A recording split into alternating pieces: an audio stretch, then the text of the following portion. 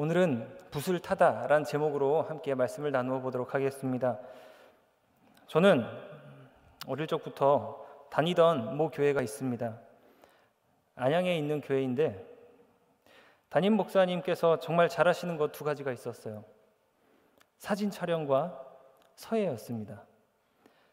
H대 한국화를 전공하셨던 목사님, 사진 촬영은 전국 사진가 연합회 이사이시기도 하셨고 광고로 사용될 만큼 많은 작품들을 찍어내셨습니다.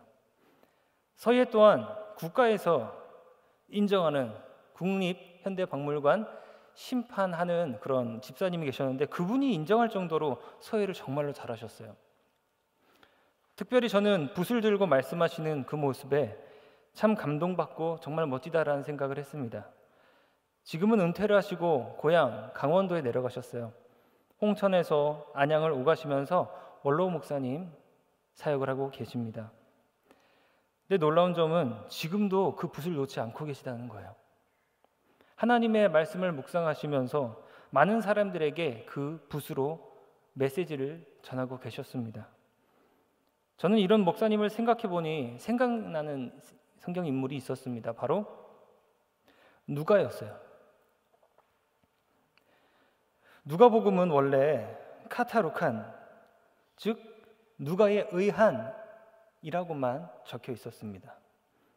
누가에 의하다, 영어 성경으로는 The Gospel According to Luke라고 표현이 되죠. 그런데 저희 한글 개역 성경에서는 헬라어 유앙겔리온을 합쳐서 그냥 누가복음이라고 이름을 붙여놨습니다.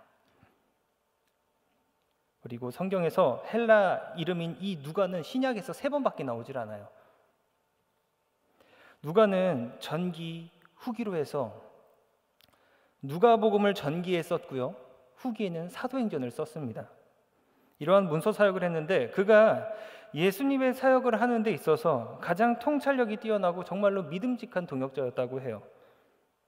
그는 하나님의 나라, 복음을 온전히 알고 있었는데 누가복음에서 그 복음을 정말로 명확하게 제시하고 있습니다. 모든 인간이 은혜의 대상인 이상 예수님의 그 사역이 인종, 지위, 여하를 막론하고 곰핍하고 모든 사람들에게, 가난하고 소외된 모든 자들에게 베풀어졌다는 것을 정말로 의도적으로 논증하고 있는 것이 누가복음입니다. 특별히 가난하고 소외된 자들을 중심으로 하여서 하나님 나라를 증거하고 있죠.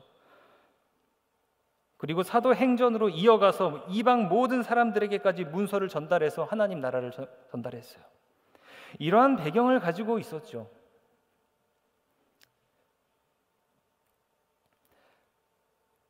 오늘 이 누가복음의 저자는 말씀드렸다시피 누가입니다. 우린 누가에 대해서 분명히 더 알아봐야 돼요. 누가의 뜻이 뭔지 아십니까? 빛나다, 총명하다, 빛을 준다라는 뜻을 가지고 있어요. 이름에 걸맞게 그의 직업은 뭐였을까요? 헬라인 의사였습니다. 너무나 똑똑한 사람이었죠. 이것을 어떻게 알 수 있을까? 골로새서 4장 14절을 보면 사랑받는 의사 누가와 또 데마가 너희에게 문안한다고 이야기를 하고 있습니다. 약, 치료, 질병 등과 관련된 용어를 300회 이상이나 누가가 사용을 했어요. 또한 마가복음 5장 26절에 나오는 그 의사에 대한 부정적인 언급이 이와 평행을 이루는 누가복음 8장 43절에는 빠져 있습니다. 재미있는 장면이죠. 또한 더 알아야 될 것이 있습니다. 누가는 바울의 동역자였어요. 빌레몬서 1장 24절을 보면 마가 아리스다고 데마와 함께 누가는 바울의 동역자로 소개가 되고 있습니다. 디모데후서 4장 11절에도 누가는 이름이 등장해요. 여기서 바울은 이렇게 말을 합니다. 누가만 나랑 같이 있다고. 다른 동역자들은 바울이 힘들 때 모두 떠났습니다. 동역자라고 해서 끝까지 같이 있었던 게 아니에요. 그런데 누가는 바울의 곁에서 그를 보살피고 돕고 있었다는 거죠. 분명 그는 의사였기에 바울을 떠나서도 얼마든지 독립을 할 수 있는 능력 있는 사람이었습니다. 하지만 그의 심성은 그러지 않았어요. 그의 성품은 그러지 않았습니다. 그는 어렵고 힘들어도 자신의 사명을 다하는 사람이었어요. 교육을 많이 받은 사람이었죠. 보십시오. 어떤 교육을 받았냐는 것에 대해서 증명을 할 수 있냐면 누가복음 1장 1에서 4절을 보면 알 수 있습니다. 자, 우리 중에 이루어진 사실에 대하여 처음부터 목격자와 말씀의 일꾼 된 자들이 전하여 준 그대로 내수를 저수를 하려고 붓을 든 사람이 참으로 많았다고 해요. 이 말은 뭐냐면 연구가들이었던 거예요. 공부하는 사람들, 연구하는 사람들, 시대를 분석하는 사람들. 그 모든 일을 근원부터 자세히 미루어 살핀 나도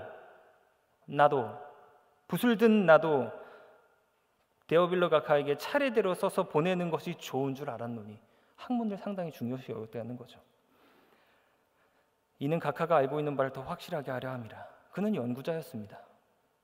이러한 그가 예수님의 행적에 관한 누가복음을 저술하였고 사도행전까지 저술했다는 거예요. 그는 예수님을 어떻게 봤을까요? 좋게 또 나쁘게 다 아실 겁니다. 예수님의 무엇이 누가가 신명나게 붓을 타게 하였다는 말이에요. 결과적으로 누가복음을 통해서 하나님의 복음은 그 붓을 타고 온 유대와 사마리아와 땅끝까지 전해졌다고 사도행전에서 나오고 있어요. 무엇이 누가의 붓을 들게 하였습니까? 여러분은 어떨 때 붓을 드십니까? 펜을 드십니까? 무엇이 누가의 붓을 타게 하였을까요? 바로 예수님의 그 성품이에요. 예수님의 성품은 늘 가난하고 소외되고 아픈 자들을 향했습니다. 가난하고 소외되고 아픈 것은 직접 경험해 봐야 하는 거예요. 말로만 해서 이해했다고 해서 그 가난한 걸 알 수 없습니다. 말로만 해서 모르죠. 하지만 예수님은 말구유에서 태어나셨어요.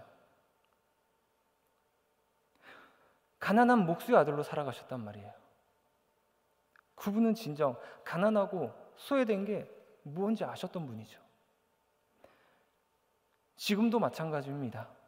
그분의 성품은 힘들어하고 아파하는, 특히 우리 청년들을 향하고 계심을 기억하고 계십시오. 누가는 예수님의 성품에서 자신을 본 거예요. 의사로서 건강한 사람들을 상대하기보다 아프고 찢어지고 부서진 사람들을 많이 봤을 겁니다. 본인의 직업은 의사였고 교육도 받았고 돈도 많이 벌고 많은 사람들의 부러움을 사는 직업을 가졌지만 정작 본인의 상태는 지쳐있고 아파하고 괴로워하고 오늘 내가 치료해야 할 사람이 잘못되기라도 하는 날에는 정말 하늘이 무너지는 체험을 하는 상태였던 거죠. 저는 일부러 의사분들의 눈물을 알기 위해서 의사 다큐를 좀 많이 찾아봤어요. 흰 가운에 권위 있고 당당해 보이는 그 선생님들의 삶이었죠.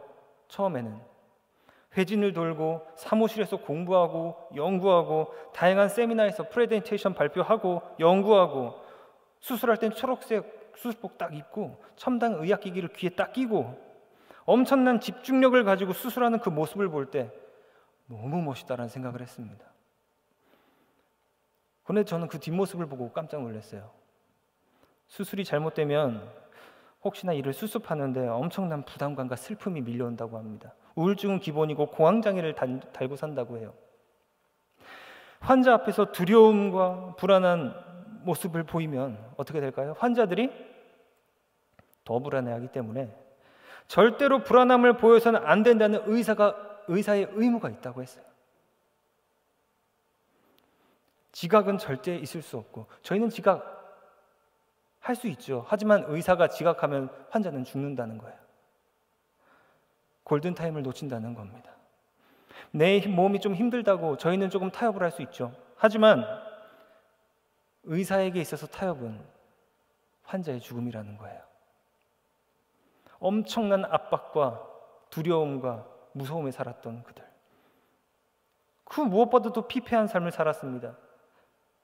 이런 말을 하더라고요. 만약 생명을 살리는 신이 있다면 정말 바짓가랑이라도 붙들고 싶을 때가 한두 번이 아니라고. 그리고 의학기구들이 부족하거나 노후되어서 사고가 나면 정말 가슴을 치고 눈물을 흘린다고 말했어요. 저는 이 의사 다큐에서 너무나 많은 아픔을 보았습니다. 사랑하는 여러분, 의사 누가도 똑같은 의사였어요.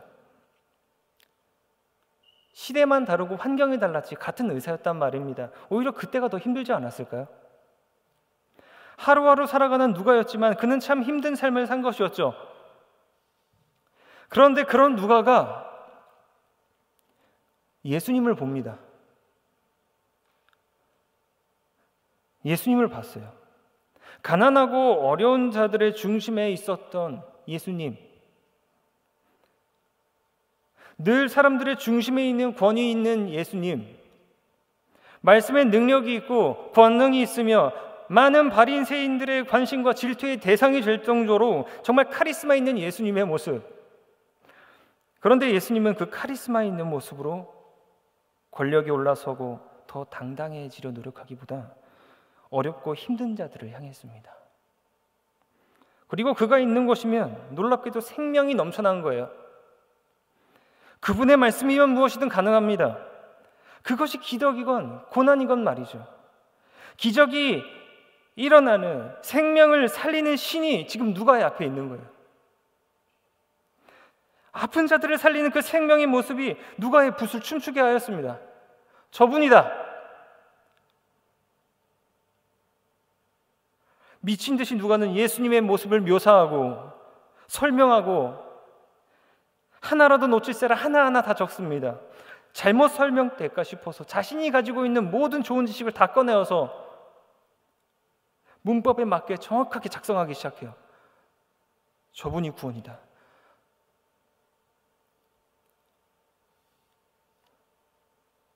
동시에 그는 자기의 소명도 잊지 않습니다.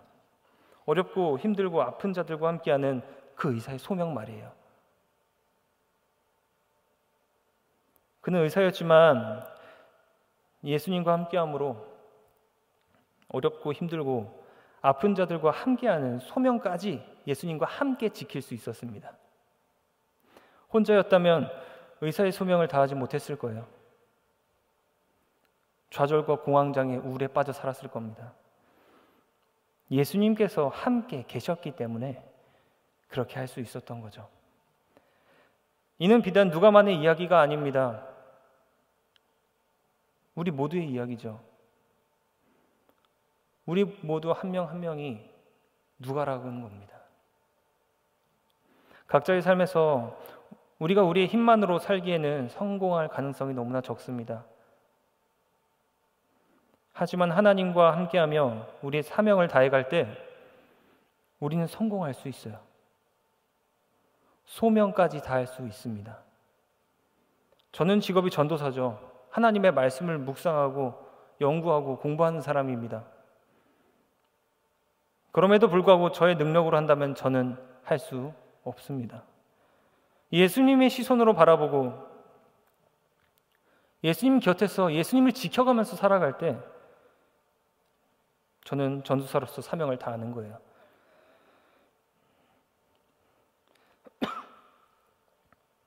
우리 직업이 경찰, 회계, 회사원, 기계공, 관리, 디자인 등등 다양한 일들을 하고 있죠.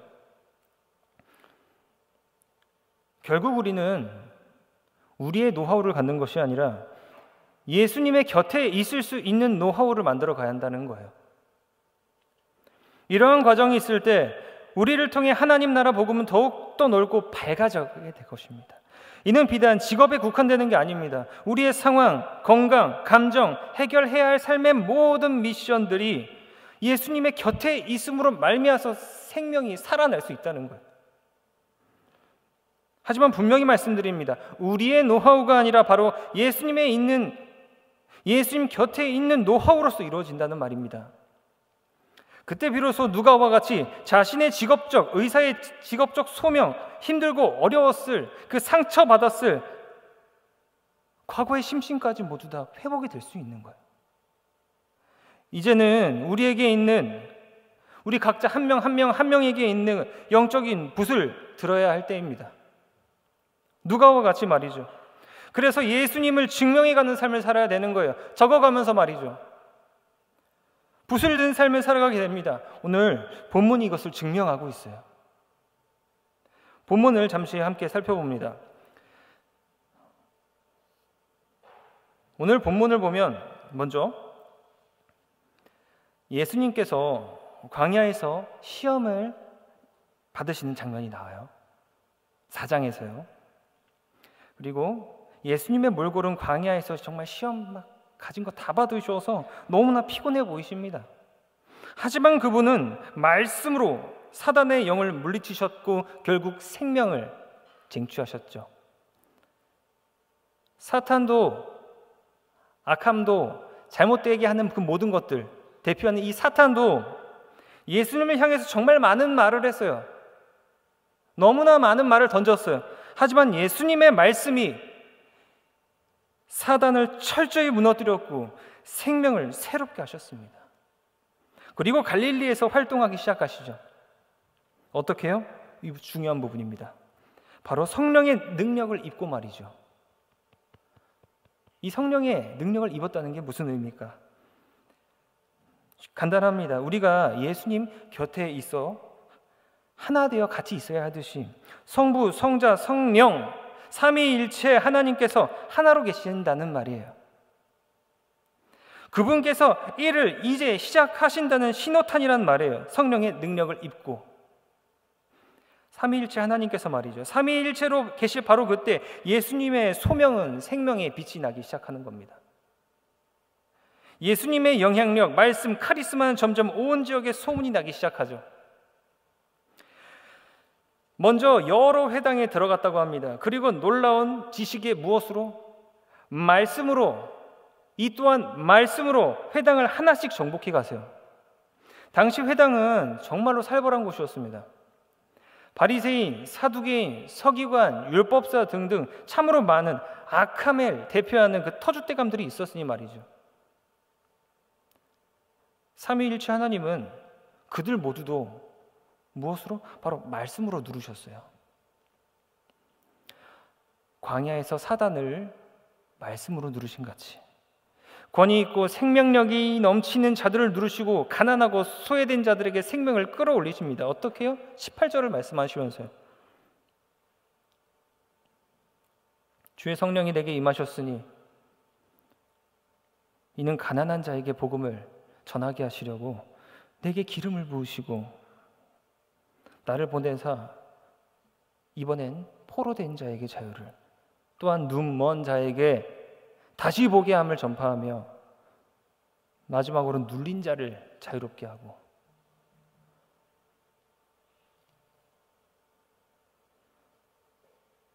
주님의 영이 내게 내리셨다. 주님께서 내게 기름을 부으셔서 가난한 사람에게 기쁜 소식을 전하게 하셨다. 이 성경 말씀이 지금 너희가 듣는 가운데에 오늘 이루어졌다. 이러한 말씀을 선포하시는 것을 두 눈 번쩍 뜨고 보고 있는 누가예요. 저분이라면 나의 모든 것을 바칠 수 있지 않을까? 누가는 이때도 여전히 붓을 타고 있었을 겁니다. 우리도 지금 이 광경이 상상이 될 거예요. 예수님을 눈 동그랗게 뜨고 있는 누가. 가난한 사람에게 기쁜 소식, 이것이 바로 복음이며 우리 삶의 희망인 겁니다. 사랑하는 여러분, 오늘 누가복음 4장의 본문이 가난한 사람들을 향한 그 바로 예수님의 심성인 거예요. 누가와 같은 심성, 예수님과 겹치는 심성. 그리고 그의 곁에서 살 때 누가와 같이 다시 한번 반복합니다. 직업, 소명, 삶의 치유를 성공적으로 실천할 수가 있게 돼요. 여러분, 이제 우리가 실천해야 될 때입니다. 예수님의 곁으로 가서 붓을 들고 붓을 타야 할 때인 거예요. 우린 그 훈련으로 현재 승리공동체 마가복음 필사를 진행 중에 있죠. 필사 릴레이로 붓을 들어서 마가복음을 타고 있습니다. 사순절 기간 우리의 붓을 든 모습을 하나님께서는 너무나 자랑스러워 하실 거예요. 니들이 지금 나를 증명하고 있구나. 니들이 완벽하지 못해도 붓을 들어 나를 증명하고 있구나. 나를 적어가고 있구나. 예수님께서 얼마나 기뻐하실지, 이제는 우리의 삶은 또 어떻게 생명의 신이 우리의 생기를 돌아나게 할지 기대하시기 바랍니다. 이제 예수님의 말씀으로 우리의 생명에 또 다른 생기가 창조되어야 합니다. 우리는 노력해야 할 것이 있어요. 이제 어떻게 예수님 곁에 있어야 하는가라는 노력인 거예요. 전혀 어렵지 않습니다. 첫 번째, 본문은 말씀하고 있어요. 24절입니다. 또 이르시되 내가 진실로 너희에게 이르노니 선지자가 고향에서는 환영을 받는 자가 없느니라. 보통 이 24절을 단순하게 생각하는 경우가 참 많더라고요. 뭐냐면 자기가 어렸을 때 태어난 곳이니까 나중에 갔다가 다시 돌아와서 크게 돼서 돌아오면은 고향에서는 알 거 다 아니까 이 사람 인정하지 않는다? 이런 식으로 이해를 하는 경우가 참으로 많더라고요. 하지만 너무나 깊은 뜻을 가지고 있습니다. 잘 들어보십시오. 내가 진정으로 너희에게 말한다. 아무 예언자도 자기 고향에서는 환영을 받지 못한다. 이어 말씀하세요. 엘리야 때 가뭄이 들었다. 그때 내가 사랑하는 너희 이스라엘에 과부들이 있었는데 그들이 고통을 받고 있었다. 하지만 나는 그들을 구원할 선지자 엘리야를 그 이스라엘에 보내지 않았다. 도리어 사렙다 마을 이방 한 과부에게 보냈다고 하세요. 사랑하는 사람들, 이 사람들만을 위해서 내가 왔다는 게 아니에요. 이 사람들을 살리라고 엘리야를 보냈다는 게 아닙니다. 도리어 이방으로 갔다는 거예요. 또 말씀하세요. 엘리사 시대였다. 그때 이스라엘에도 나병 환자가 참으로 많았다. 많이 죽었다. 많이 죽었지만 나는 이방인 나만을 살렸다. 나는 너희들만을 구원하기 위해서 온 게 아니다. 이건 환영받을 만한 일이 아니라는 거예요. 오히려 구원받지 말아야 할 이방인, 가난한 자, 악한 자, 부족한 자들 이 모두를 위해서 왔다는 거예요. 내가 유대인 너희만을 위한다는 것은 전혀 환영받지 못할 일이라는 거죠. 잘나고 잘 살고 내게 사랑받는 자들을 위해서 온 게 아니라 가난하고 소외되고 사랑받지 못하는 자녀들을 위해서도 오셨다는 거예요. 그렇습니다. 예수님께서는 이제 우리 모두의 곁에 있기 위해서 오신 거예요.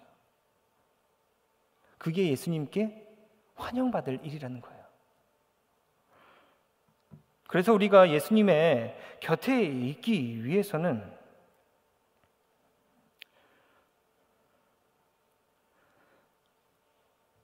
이 또한 우리가 우리의 능력으로는 할 수 없는 것이죠. 나아만과 사렙다 마을 한 과부처럼 말이죠. 예수님께서 오셔야 하는 거예요. 우리가 이방인인 거예요. 예수님께서 전적으로 곁에 계셔 주셔야만 그 상태가 가능하다는 거죠.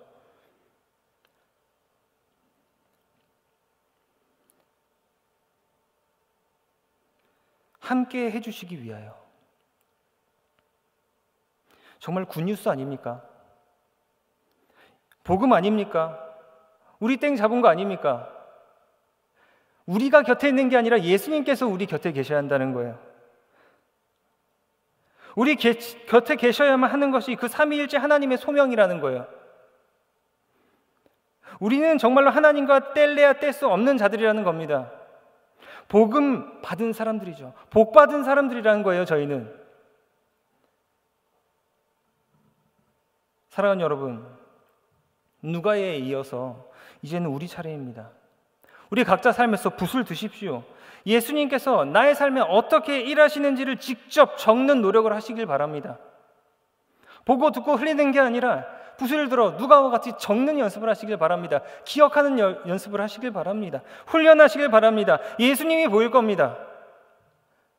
내 삶에 어떻게 나타나셨나 붓을 드십시오. 그리고 우리의 붓을 통해 많은 사람들이 예수님을 알게 될 거예요. 결론적으로 예수님 곁에 있는 노하우는 우리의 노하우가 아니라 바로 하나님의 노하우인 것입니다. 우리는 기억하고 생각하며 하나님께서 임마누엘로 곁에 계시다는 것을 감사하고 기억하는 훈련을 하면 됩니다. 어떻게 기억하죠? 누가와 같이 적어가면 되는 거예요. 그때 일이 지금까지 기억되고 있습니다. 오늘 누가와 같이 영적인 붓을 두고 복음서를 써 내려가듯이 우리 삶에 나타난 하나님을 적어가고 여러분만의 복음서를 만들어 가십시오.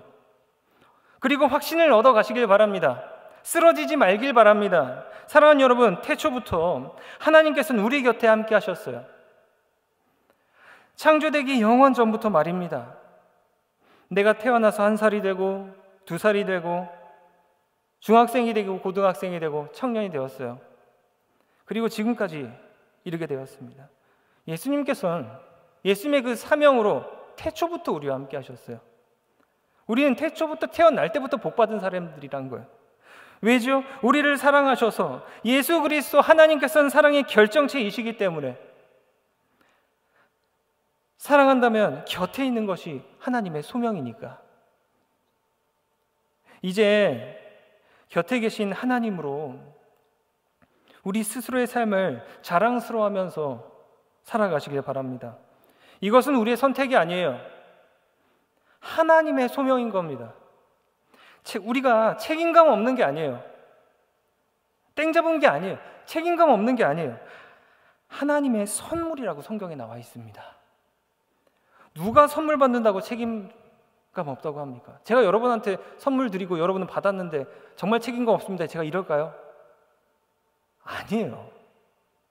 선물은 받으면 되는 것이고 주는 사람은 기쁜 겁니다. 우리 청년들 곁에 계셔주시는 그 하나님의 은혜 정말 넘쳐 흘러 예수님의 그 일하심을 증명하는 우리 삶의 영적인 붓이 정말 잉크가 튀길 정도로 춤을 추는 삶의 역사가 삶에 넘쳐나길 정말 간절히 기원할게요.